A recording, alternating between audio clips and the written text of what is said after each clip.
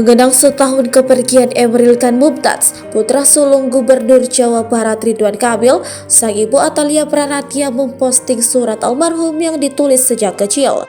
Surat itu baru ditemukan saat ini ketika Eril 1 tahun meninggal dunia. Padahal tertera jelas tulisan surat itu ketika almarhum masih duduk di kelas 6 SD.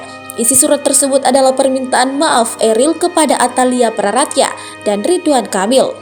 Baru menemukan dan melihat surat Eril tersebut setelah sang putra meninggal dunia membuat Atalia Praratia merasa sangat tersentuh. Atalia Praratia mengaku tidak tahu menahu mengapa surat Eril tidak sampai kepadanya. Ia hanya meyakini bahwa surat Eril menunggu dibuka pada saat yang tepat. Cerita Atalia Praratia tersebut dibagikannya melalui akun Instagram pribadi yang sudah terverifikasi.